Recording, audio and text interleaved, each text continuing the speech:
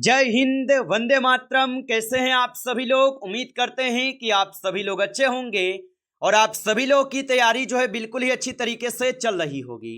तो साथियों, आज की इस क्लास में हम सभी लोग जो है रेलवे ग्रुप डी एग्जाम 2026 के लिए जो है साइंस के टॉप ऐसे इंपोर्टेंट और चुनिंदे प्रश्नों को देखेंगे जो कि आपके रेलवे ग्रुप डी के एग्जाम के लिए काफ़ी ही इंपोर्टेंट है।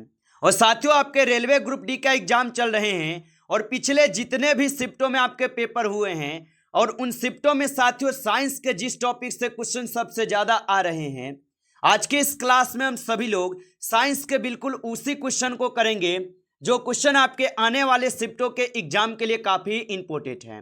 तो आपके लिए क्लास जो है साथियों रामबाण क्लास साबित होंगे यदि आपका अभी पेपर नहीं हुआ है तो चलिए हम क्लास को स्टार्ट करते हैं और आप जो इन सारे क्वेश्चनों को याद कर लीजिएगा और एक बार आप कमेंट करके बता दीजिए कि आपका एग्जाम कौन से डेट पे पड़ा है और कौन से शिफ्ट में है। एक बार आप कमेंट करेंगे और चलिए हम क्लास को स्टार्ट करते हैं।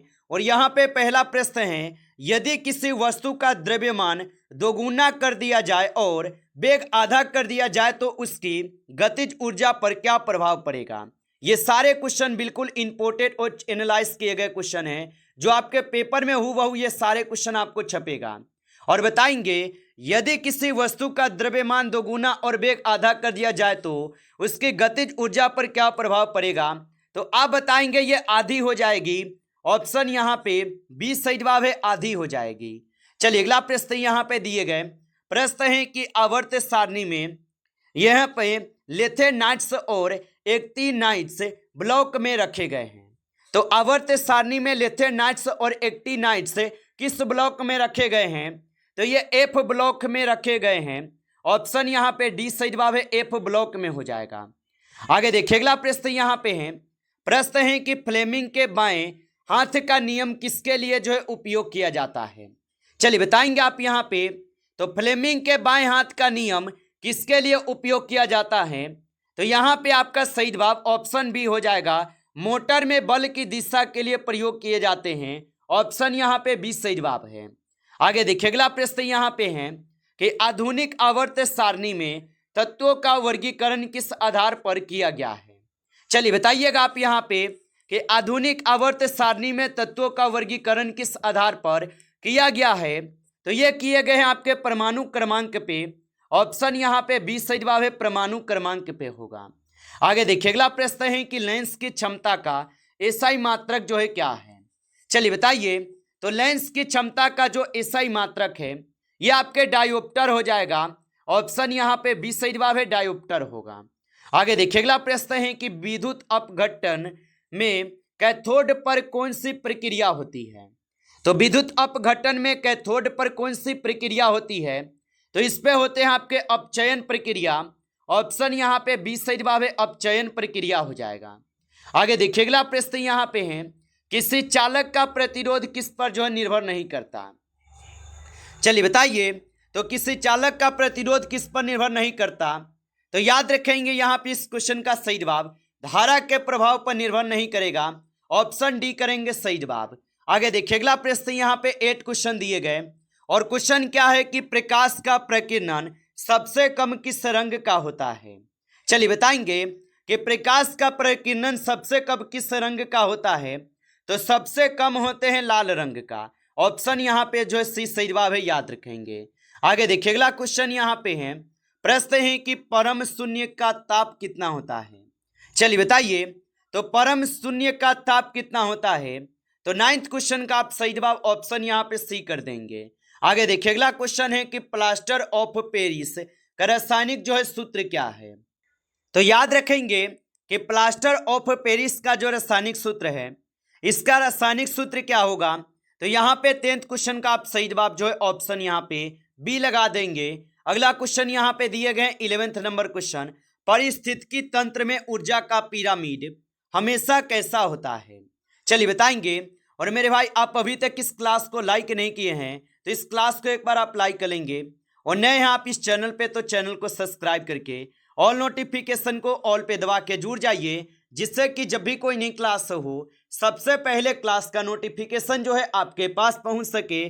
तो आप इस चैनल को सब्सक्राइब जरूर कर लीजिएगा और बताइएगा परिस्थितिकी तंत्र में ऊर्जा का पिरामिड हमेशा कैसा होता है? तो ये होते हैं आप सभी लोग का सीधा। ऑप्शन यहाँ पे जो है 20 सही जवाब है, सीधा होगा। आगे देखिए अगला प्रश्न यहाँ पे है, मीथेन की संरचना कैसी होती है? तो मीथेन की संरचना कैसी होती है? तो मीथेन की संरचना क्या हो जाएंगे? तो यहाँ पे इस क्वेश्चन का सही जवाब ऑप्शन यहाँ पे जो है 20 सही जवाब होगा, याद रखेंगे। अगला प्रश्न यहाँ पे देखेंगे कि प्रकाश के अपवर्तन के दौरान कौन सी राशि नहीं बदलती है? चलिए बताएंगे आप यहाँ पे। तो प्रकाश के अपवर्तन के दौरान कौन सी राशि जो है नहीं बदलती?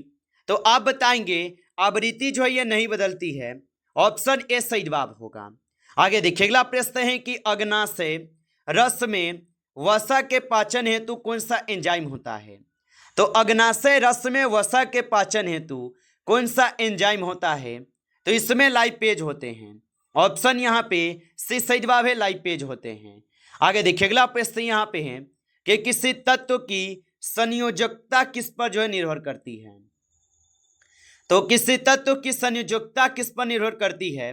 तो ये निर्भर करते हैं संयोजी इलेक्ट्रॉन पे। ऑप्शन यहाँ पे 20 सही जवाब है, संयोजी इलेक्ट्रॉन पे होगा। आगे देखिए अगला क्वेश्चन है कि परमाणु रिएक्टर में मंदक के रूप में किसका जो है प्रयोग किया जाता है? तो परमाणु रिएक्टर में मंदक के रूप में किसका प्रयोग किया जाता है? तो इसमें किए जाते हैं भारी जल व ग्रेफाइट का प्रयोग। ऑप्शन यहाँ पे आप सभी लोग का जो है, यहाँ पे आप सभी लोग का क्या होगा? तो ऑप्शन आप सभी लोग यहाँ पे डी करेंगे या ऑप्शन ए करेंगे? तो ऑप्शन यहाँ पे आपके ए और बी दोनों सही है, तो ऑप्शन डी कीजिएगा। ऑप्शन डी हो जाएगा सही जवाब। आगे देखिए अगला प्रश्न यहाँ पे है कि पायस का उदाहरण क्या है? चलिए बताइए। तो पायस का जो उदाहरण है, इसका उदाहरण दूध हो जाएगा। आगे देखिए अगला प्रश्न यहाँ पे दिए गए 80 क्वेश्चन है, वायुमंडलीय नीला दिखाई देने का कारण क्या है?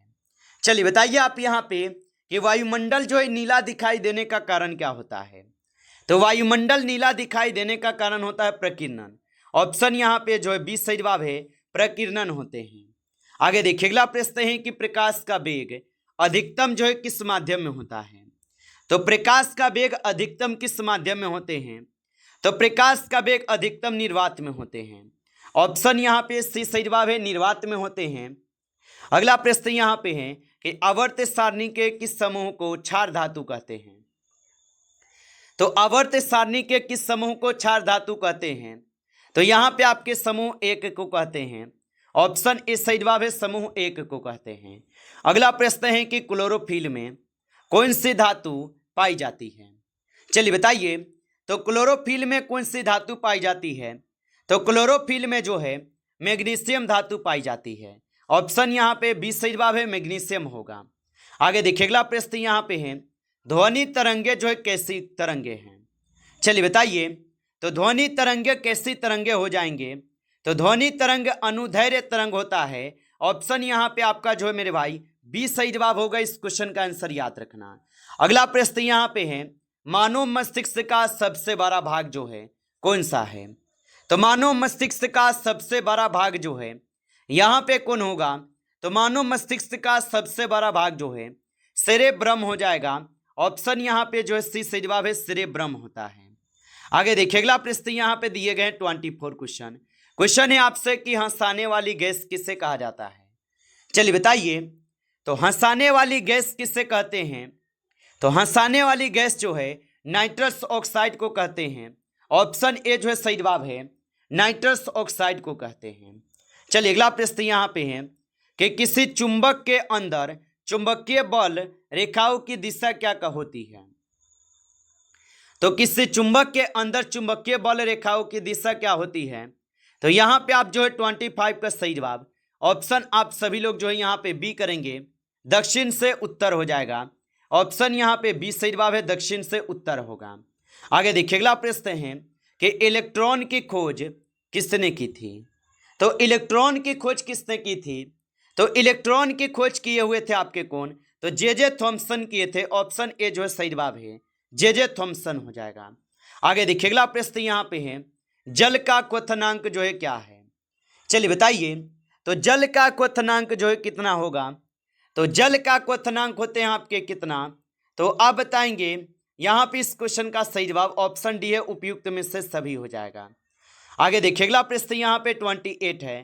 क्वेश्चन क्या है कि अवतल दर्पण में आभासी सीधा एवं बड़ा प्रतिबिंब कब बनता है? चलिए बताइए। तो अवतल दर्पण में आभासी सीधा एवं बड़ा प्रतिबिंब कब बनते हैं? तो यहाँ पे इस क्वेश्चन का आप सही जवाब ऑप्शन यहाँ पे सी होगा, फोकस और ध्रुव के बीच, ऑप्शन यहाँ पे सी सही जवाब है।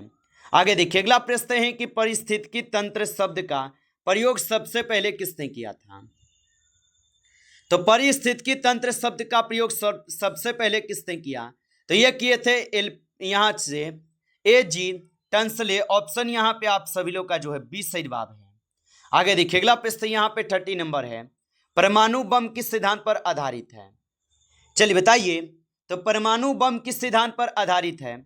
तो परमाणु बम जो है ये आपके नाभिकीय विखंडन पे आधारित है, ऑप्शन यहाँ पे 20 सही जवाब है, नाभिकीय विखंडन पे। चलिए अगला प्रश्न यहाँ पे है और प्रश्न है कि हीमोग्लोबिन का मुख्य कार्य जो है क्या है? चलिए बताइए।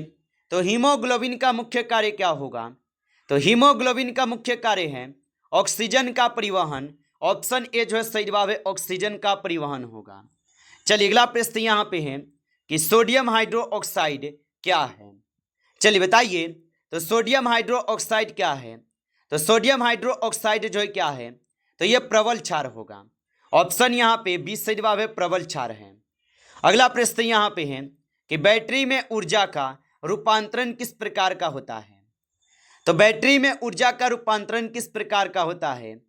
तो बैटरी में ऊर्जा का रूपांतरण जो है ये रासायनिक विद्युत से होते हैं, ऑप्शन यहाँ पे आपका जो है 20 सही जवाब है, रासायनिक विद्युत से होते हैं। आप अच्छे से इनको याद रखेंगे। आगे देखिए अगला क्वेश्चन यहाँ पे दिए गए कि मेंटल के अनुसार प्रभावी लक्षण जो है कौन सा है? तो मेंटल के अनुसार प्रभावी लक्षण कौन सा होगा? तो यहाँ पे लंबापन हो जाएगा, ऑप्शन यहाँ पे जो है 20 सही जवाब है, लंबापन होगा। आगे देखिए अगला प्रश्न यहाँ पे है न्यूटन के किस नियम को जड़त्व का नियम कहा जाता है? चलिए बताइए। तो न्यूटन के किस नियम को जड़त्व का नियम कहते हैं? तो ये कहे जाते हैं प्रथम नियम को, ऑप्शन ए जो है सही जवाब है, ये प्रथम नियम को कहते हैं। आप अच्छे से इनको याद रखेंगे। नमस्कार साथियों, इस क्लास में आपके टॉप 35 क्वेश्चन थे जो काफ़ी इंपॉर्टेंट क्वेश्चन थे। साथियों यदि आपको क्लास अच्छा लगा हो तो क्लास को लाइक कर लीजिए। नए हैं आप इस चैनल पे तो चैनल को सब्सक्राइब करके और नोटिफिकेशन को ऑल पे दबा के जुड़ जाइए, जिससे कि जब भी कोई नई क्लास हो सबसे पहले क्लास का नोटिफिकेशन जो है आपके पास पहुंच सके। तो आप इस चैनल को सब्सक्राइब कर लीजिए। चलिए फिर मिलते हैं आपसे नेक्स्ट टॉपिक के साथ नेक्स्ट क्लास में। तब तक के लिए जय हिंद, जय भारत।